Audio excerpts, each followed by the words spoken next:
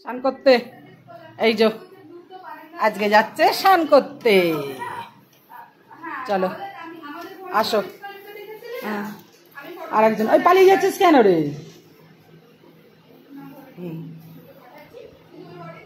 চলো দাঁড়ো, আমি ধরবো, তারপরে তুই আগে ওদিকটা চলে যা। হ্যাঁ জানি আয়। কি স্নান হবে তো? হ্যাঁ ঘুম ছাড়ছে না? হ্যাঁ ঘুম ছাড়ছে না?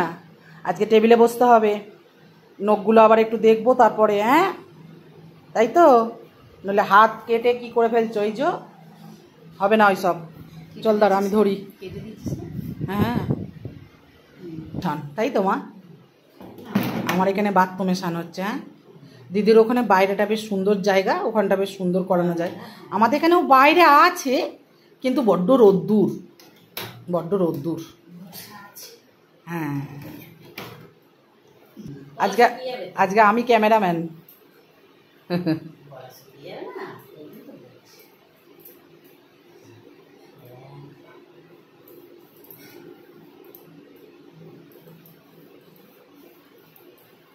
মা আরাম হয় এই গরমে স্নান করে? আরাম হয়? হ্যাঁ হ্যাঁ ঘুম পাবে না, খালি ঘুম পাচ্ছে দেখ না। আসলে না রাত্রে একদম ঘুমোচ্ছে না। হ্যাঁ রাত্রে একদম ঘুমোচ্ছে না, ওই জন্যই তো ঘুম থেকে তুলে খাওয়ালাম। হ্যাঁ নে স্নানটা করিয়ে নে, চ ঘুম থেকে তুলে খাওয়ালাম জানিস। চলুন বন্ধুরা ততক্ষণ রান্নাটা শেয়ার করে নিই। এই যে আজকে শনিবার, মুগের ডাল বসিয়ে দিয়েছি, আর এখানে ভাতটাও হয়ে এসছে। আর হবে এই যে আমাদের বাগান থেকে দিদি 5 মিশালি শাক তুলেছে, এই শাকটা ভাজা হবে, আর আমের চাটনি হবে।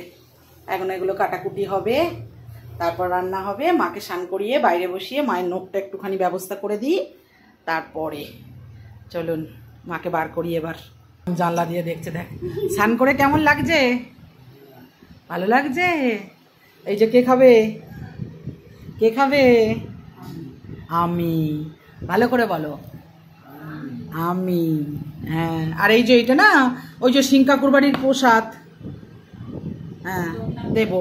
হ্যাঁ লোকনাথ বাবার প্রসাদ, কারণ হচ্ছে কাকুরা চলে যাবে তো, ওই জন্য পুজো করে নিয়েছে। এই তো জ্যৈষ্ঠ মাসেই তো পুজো, কাকুরা চলে যাবে ওই জন্য। এই নাও, এই গো তুমি আমার থেকে অনেকটা দূরে মা, তুমি আমার থেকে অনেকটা দূরে। ঘুমিয়ে লাগছে না?